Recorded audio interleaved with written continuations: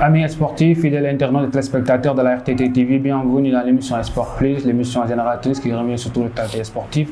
Justement, l'actualité sportive, nous allons le débuter avec le football, avec l'énorme performance des Lions de la Teranga qui ont battu le Brésil 4-2. C'était lors d'un match de préparation contre le Brésil. Nous allons revenir sur ce match. Nous allons aussi revenir sur la 5e journée des éliminatoires. Le Sénégal était opposé au Béninois, match nul, 1 but partout. Et puis nous allons parler du basket, l'équipe nationale féminine qui va disputer l'Afro-Basket. Ce sera en Kigali, en Rwanda, où les poulains de Moustapha Gueye sont en préparation du côté de l'Estadium Marindja. Nous allons revenir sur la liste, mais aussi nous allons revenir sur la poule du Sénégal qui sera logée dans le groupe C. Puis nous allons parler aussi de la Ligue 1 et de la Ligue 2 sénégalaise. C'était la 22e journée pour la Ligue 1 sénégalaise et la 23e pour la Ligue 2 sénégalaise. Nous allons revenir sur les performances dans les différents clubs, mais aussi nous allons vous donner le programme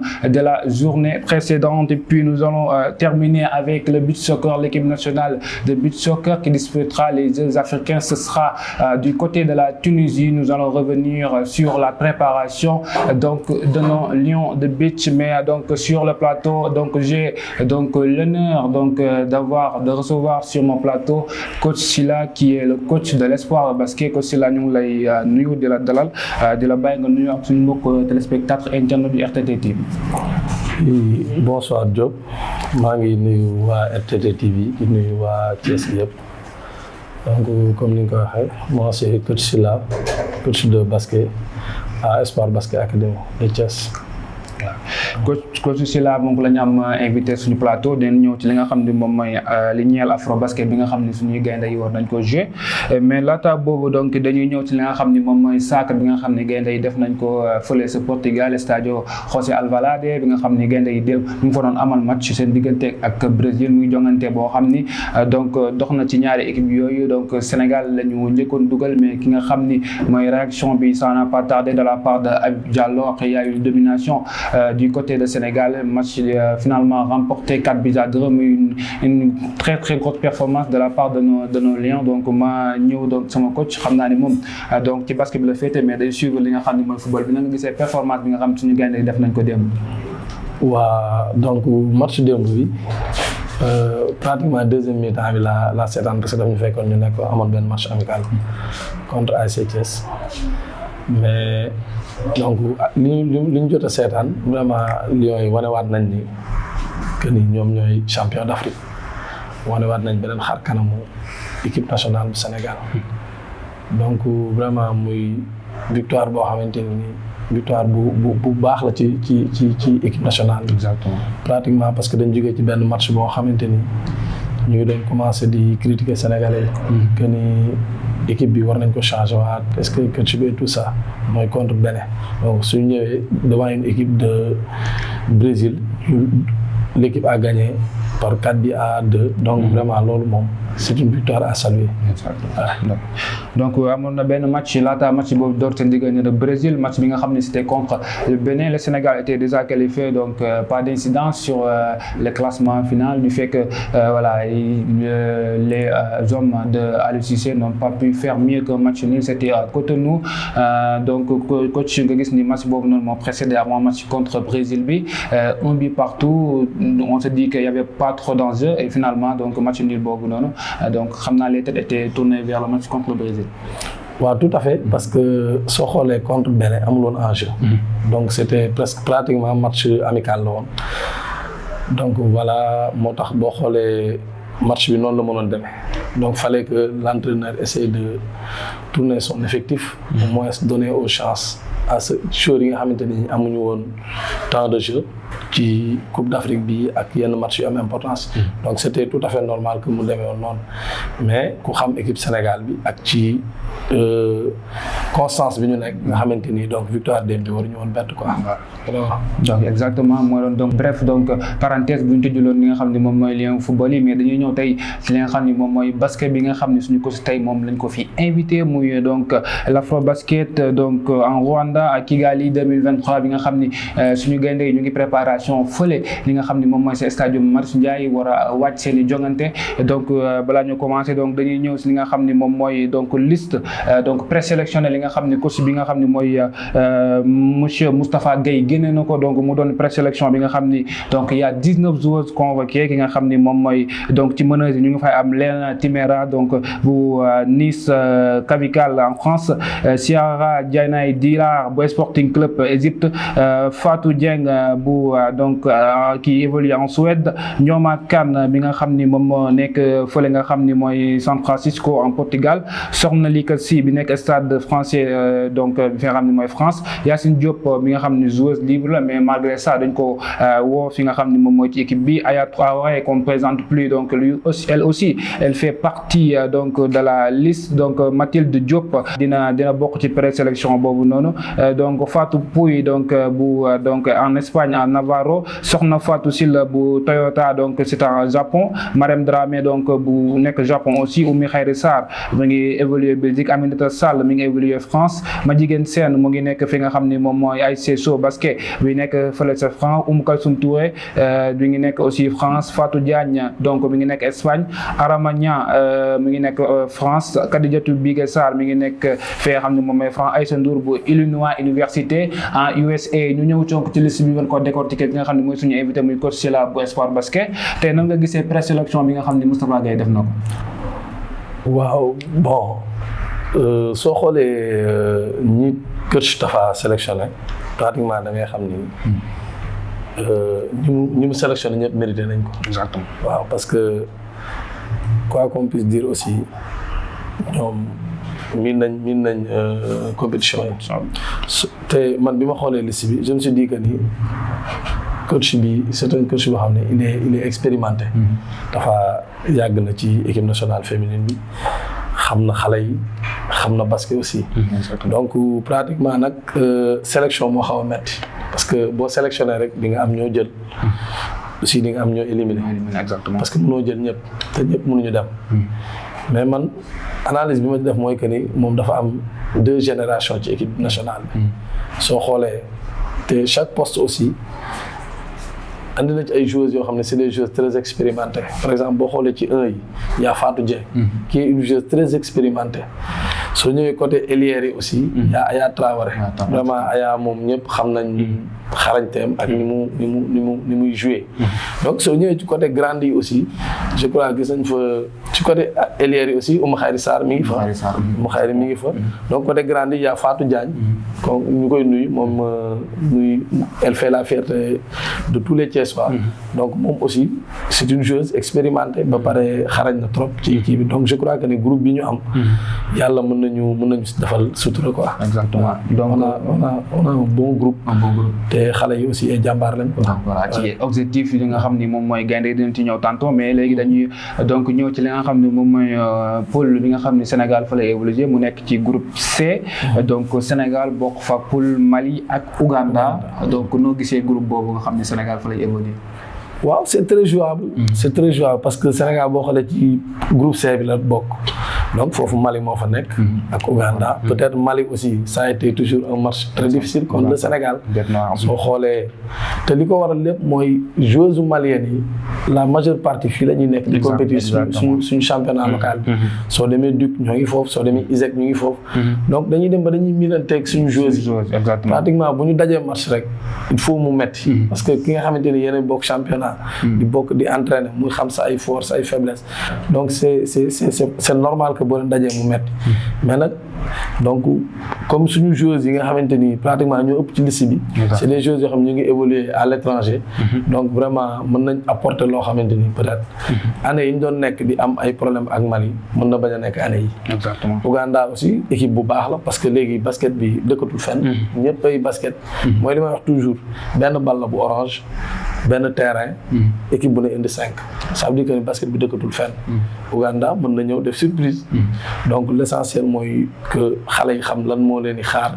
et puis ñu focus ci poule yi di ko def match par match. exactement di ko def match par match di ko def match par match loolu dina am importance trop donc ñu ñëwaat ci nga xam ni moom mooy objectif bi nga xam ni moom mooy équipe nationale du Sénégal xam nga objectif équipe nationale kenn doot ko waxat kenn doot ko laamiti donc du moins parce que Sénégal doon na équipe bu mag ci nga xam ne mooy basket fii ci Afrique tey jii lan nga gis ni tey Lions yi war nañ ko préparer pour jëli ndam li fële nga xam ne moom mooy te Kigali.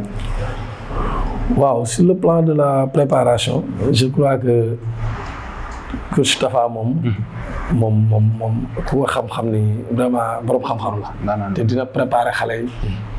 mettre leen dans de très bonnes conditions pour que au moins suñu objectif bi nga xam ne moom la ñuy xaar ci ñoom. ñu andil ñu ko mooy ñu remporter Afrobasket bi. parce que soo xoolee Sénégal je crois que jël na ko 11 fois. mais 2015 da ko gëj a jël à Yaoundé. exactement donc ça veut dire que ni gars yi namm nañ ko te groupe bi baax na. Staff bi baax nañ donc je sais que ni dinañ def une bonne préparation. donc li ñu leen di xaare mooy que cette année ci ñu andil ñu li nga xam ne moom mooy Afrobasket bi parce que gars yi namm nañ ko. quoi qu'on puisse dire aussi namm nañ Afrobasket bi. donc loolu la ñuy xaar nga xam ne mooy suñu Lions yi tey ñu gis ci benn joueuse bi nga xam ni elle est particulièrement appréciée muy Mathilde Diop bi nga xam ni moom moo nekk ci Zia Jeanne d'Arc. donc muy joueuse bi nga xam ni elle évolue ici mais elle était du côté de l'extérieur mais ñëwaat na aussi tey jii. donc apportam tey jii ci équipe bi donc lan nga ko mën a jàngatee tey ci apportam ci équipe bi. waaw bon moom aussi xam nga li ñuy wax mooy li ma la wax si début bi que ne dañu am 2 générations ci équipe bi. donc les Mathilde autres là boo xoolee c'est des joueuses yoo xamante ni ay xale lañ. donc dinañ apporter physiquement dañuy apporter dara en plus dinañ gën a gaawal suñu jeu bi. parce que basket bi léegi dafa demander que mu nekk un jeu rapide. basket bu gaaw donc suñu amee genre joueuses yoo xamante ni c'est des joueuses yoo xam ne elles sont percutantes dañuy daw et tout ça donc ñoom mën nañ apporter dara équipe bi quoi. waaw exactement. donc justement li nga xam ne moom mooy Afrobasket féminin bi ma rappelé ko dina am donc fële Kigali le 28 juillet donc ba le 6 août sera en Rwanda justement donc voilà ñu ñëwaat donc ci nga xam ne moom mooy toujours basket bi tey jii ak ossature groupe bi nga gis nii tey donc est-ce que yaakaar nga ni tey équipe bi am na les capacités nécessaires pour aller chercher la victoire finale. effectivement parce que moom laa lay wax ma ne le groupe bi ñu am nii donc suñu concentré wu. pratiquement war nañ mën a andi coupe bi. parce que am nañ groupe bu baax. xale yi mën nañ basket. te je crois que ni basket Afrique moom du ma ne Afrique rek mais partout dans le monde. mooy que ne soo amee un bon groupe. ñu préparer leen physiquement ñu pare. exactement parce que côté tactique moom waxuma ko parce que Moustapha ku ko xam coach Tafa. xam ni c'est un coach très tactique. te xale yi aussi ñu ngi évoluer ci ay clubs yoo xamante ni dañ leen di rectifier di leen recadrer waat donc physiquement suñu paree rek vraiment war nañ mën a apporter war nañ mën a andi coupe bi te am naa ci yaakaar. exactement effectivement moom am naa ci yaakaar quoi. voilà justement donc le Sénégal donc je vous rappelle le Sénégal sera logé dans le groupe C avec le Mali donc et l'Ouganda donc ñu continuer donc on ferme la page basket pour revenir au football. Notre championnat local s'est joué la 22e journée en Ligue 1 sénégalaise avec des résultats plutôt intéressants mooy di nga xam ni moom mooy résultats yi nga xam ni moom mooy Ligue 1 sénégalaise de football ki nga xam ni moom mooy Jambar moom moo daal di gagné donc AS Douane c'était au stade Fodé Wade 3-0 AS Pikine donc dafa nërmeelu ki nga xam ni mooy Jaraaf moo ko fekk ci dóor ko 1-0 pour des manquantes bi nga xam ni ça a été d'une haute violence donc ñu koy déplorer. Linguère Stade de Mbour match nul 0 but partout. US Gorée donc contre Seneps Excellence 2 buts partout. Casa Sport donc qui moom moo gagné Teungueth FC mu doon derby boo xam ni c'était un derby oulant c'était donc Stade Aline Sitoé Diatta Teungueth FC n'a pas pu donc rivaliser avec Casa Sport. Victoire nette 2-0. Génération Foot a battu le Guédiawaye FC 2-1. C'était au stade Djibril Diagne. Dakar Sacré-Cœur Sonacos demul dikkul 0 bi partout. ñu ñëw ci nga xam ne moom mooy ci classement bi nga xam ni donc ki nga xam ni mooy Génération Foot moo ko dominé avec 44 points. Jambar qui suit avec 41 points. Casa Sport troisième avec 36 points. points. Et Guédiawaye FC et Diarra tout juste 4e respectivement avec 35 points et 32 points. Ki nga xam ne mooy Teungueth FC moom mi ngi ci 7e place bi AS Pikine 10e. Donc ñu Linguère ak ki nga xam ne mooy Senab Espérance et Thiessois qui ferme la marche. Donc respectivement Linguère c'est 18 points et Senab Espérance donc 11 points. Donc coach ne gisee championnat Ligue 1 sénégalaise bi ak la position de Senab Espérance qui fait très très mal. waaw championnat national football bi moom je crois que ni gars yi war nañ ci gën a travailler waat parce que niveau bi bon pour man niveau bi xaw na des tuuti quoi pratiquement niveau bi xaw na des surtout ñun ñu nekk Thiès ak position bi xam na Seneps moom la ci am parce que si je ne me trompe pas def naa benn victoire la ñu am. benn victoire la am. voilà démb ñu ngi doon jouer aussi mais dañ def match nul 2 bi partout. donc je crois que ni Thiès waaye aussi war nañ mën a ñëpp war nañ mën a apporter waat seen soutien. exactement par rapport à l' équipe de Seneps comme moom lañ fi am ko une équipe phare. boo xam ne ñëpp ñëw jàpp ci les techniciens ñi nga xamante ni am nañ xam-xam ci football bi ñu ñëw teg ci loxo au moins pour que Seneps delluwaat fi mu nekkoon. exactement parce que lii xeeñ ren moom ak Seneps xaw na yéeme quoi neexul daal. waaw ñu ngi tàllal loxo ñëpp nag ñi nga xamante ni ay techniciens lañ. au moins ñoom ñu concerté wu xam ne Seneps aussi équipe bu Thiès la. ñu ñëw jàppale Seneps au moins que mu defarwaat. d'accord donc on continue avec le programme le classement du moins de la Ligue 2 sénégalaise les résultats donc ça a joué la 23e journée ki nga xam ne moom mooy Thiès FC une victoire thiessoise Thiès FC qui bat Keur Madior 1-0 c'est stade Maniang Soumaré Dakar Université Club donc moom moo gagné ki nga xam ne mooy Amitié Football Club stade Ibrahima Boye 2-1 la ko daan wala daan aussi daan 2-1 ki nga xam ne mooy UST Sport une victoire de la part de Walel Dan à saluer Jamono de Fatick moom moo gagné Ndiambour fi nga xam ni li nga xam ne moom mooy 2-1 daan ko 2-1 ci dara donc Oslo dafa nërmeelu ci kalamu Demba Diop FC 1-0 Aslem Dakar ak US Ouakam ndam demul ndam dikkul 0 but partout le leader azellois donc a fait match nul c'était à Mbour avec face au Mbour Petite Côte du Maïs 0 but partout ñu ñëw li nga xam ne moom mooy ci classement bi nga xam ne moom mooy Ligue 2 bi ñu gis ni Asel bu Rufisque moom moo nekk ca kaw avec 40 points US Ouakam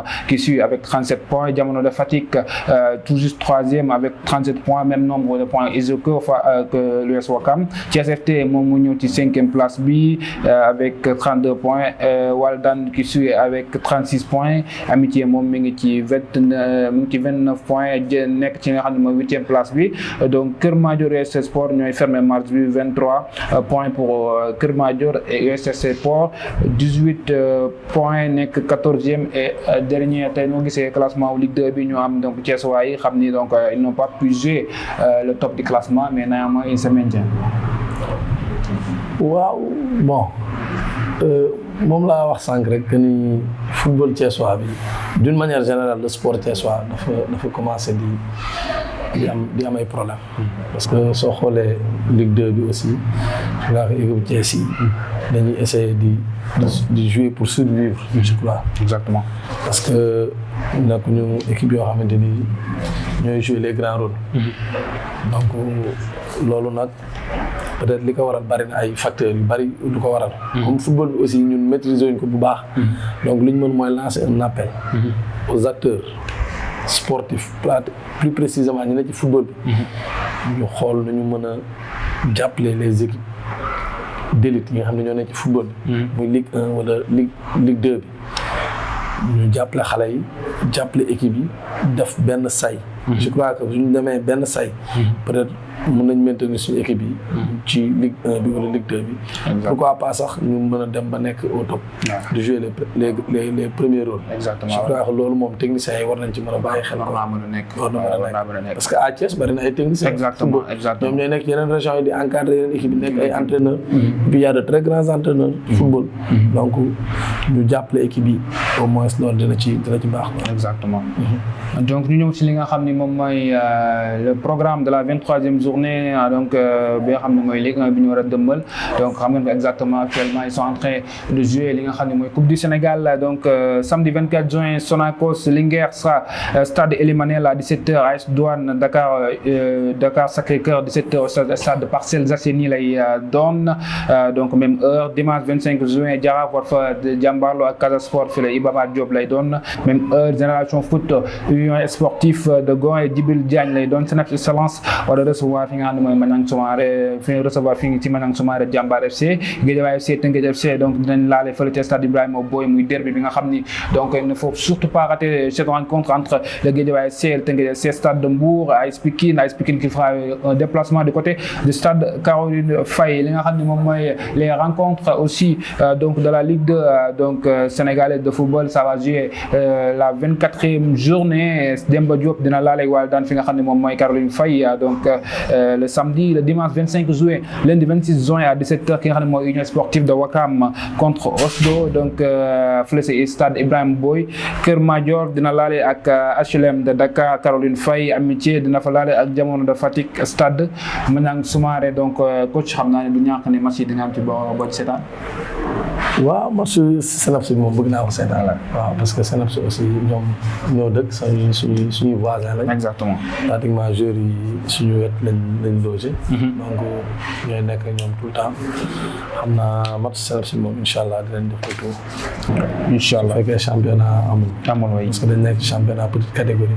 basket bi donc championnat amul dinañ jéem a dem xooli match Sénaps bi incha allah. voilà ñu ñëw ci classement buteur donc yi nga xam ne moom mooy Ligue 1 donc ci 22e journée bi ki nga xam ne mooy Abdoulaye Gassama du Casa Sport moom moo am 12 buts Cheikh donc Ibou Diouf et donc Jean-Louis Berthe Diouf ñoom ñoo ngi am ku si nekk 8 buts ki nga xam ne mooy Souleymane Cissé et Elimane Omar Cissé ñoom ñëpp ku si nekk mi nga am 7 buts donc mooy classement buteur bi nga xam ne moom mooy Ligue 1 sénégalaise donc de football dañuy terminer avec donc du foot de plage comme on l'appelle les Lions de Beach Soccer qui donc sont logés dans le groupe A dont la Tanzanie, le Madagascar et le Kenya donc dañu jouer donc le 27 au 30 juin fële ca Tunisie li nga xam ne moom mooy donc Jeux africains de la plage je vous rappelle que ces Jeux africains de la plage sont qualificatifs pour les Jeux mondiaux du moins de la plage qui se déroulera en août en Indonésie donc nga xam ni moom mooy donc Lions Beach Soccer yi nga xam ni donc dañu jël ay trophées yu bëri fi nga xam ni moom mooy Afrique donc yi nga xam ne mooy Alseni di seen gardien donc ñoom aussi ñu ngi en préparation donc coach donc bref rappel donc ci nga xam ne moom mooy Lions Beach yi war a jouer fële nga xam ni moom mooy donc Tunisie le 27 au 30 juin tournoi des Jeux africains tey jii donc mën nañoo wax ni Lions Beach yi moom tout est stable là-bas ñoom donc ils raflent presque tout sur le continent africain. waaw pour beach soccer bi moom je crois que ni moom on est satisfait quoi. vraiment on est entièrement satisfait d'eux. parce que gis nañ performance yi def surtout constance bi ñoom. waaw parce que je crois que ni ñoom ñooy meilleure équipe ci continent africain. exactement donc ñoom aussi li ñuy wax mooy que ni na leen autorités yi jàppale. xam ni vraiment ñu ngi def ñoom it seen ñu ngi def seen partition. comme ni mu ko waree. donc voilà ñu jàppale leen xam nga gën leen motiver. parce que sport motivation. athlète bi lu mu baax lu mu am tey envie jouer am envie indil dëkkam trophée wala raaya s'il n'est pas motivé aussi bu demee ba kii dafay lâché donc ñoom gis nañ seen taxawaay pratiquement c'est la meilleure équipe du continent donc nañ leen motiver jàppale leen aussi ñaanal leen que lépp ba luñ ci séntu aussi ñu am ko ci ba mën a qualifier dem Indonésie au moins pour mën ñu indil coupe bi donc mu doon la nga xam ne dina am importance trop donc l'émission tire à sa fin donc dañu def lu dul li nga xam ne balaa ñoo quitter gërëm li nga xam ne moom mooy suñu sponsor Equisport News bu Cheikh Macké 77 670 80 38 Equisport News mi ngi nekk fi nga xam ne moom mooy marché bu mag boo ñëwee ba ci gare bi rek donc kenn dootu la ko présenté ti donc muy Equisport News je rappelle sponsor donc li nga xam ne Equisport News moo habillé li nga xam ne moom mooy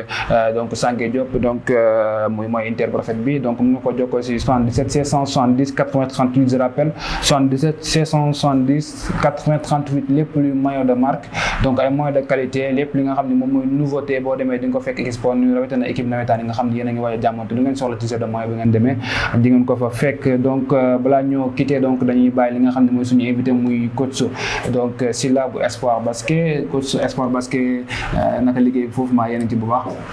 waaw Espoir moom ñu ngi ci liggéey bi parce que Espoir équipe la buy doog a formé je crois 2018 lañ ko créé ñu nekk ci biir école Daniel Brottier nekkoon ci formation petite catégorie au début dañ nekkoon ci formation petite catégorie donc voilà daaw lañ commencé dugg ci compétition donc daaw on avait une équipe junior cadet et une équipe senior donc daaw moom suñu première année senior dem nañ ba qualifié deuxième suñu poule ba dem barrage pour mën a waroon dem tournoi monté mais malheureusement comme équipe yi ñu gënoon expérimenté lañ fekk on a perdu contre ACAPES par 4 points d'écart donc l'équipe junior aussi l'équipe cadette demoon na ba demi-finale ci championnat cadet bi après ñu éliminer leen donc voilà ñu nekk fa di liggéey ak xale yi nag ñu ngi ci formation bi donc yor ay góor ak ay jigéen waaw ñu ngi ci formation petite catégorie mini basket ba senior donc voilà loolu moom mooy Espoir nekk fa nag di fa góorgóorlu ak ay ñun peut-être mooy li ñu wax rek sport bi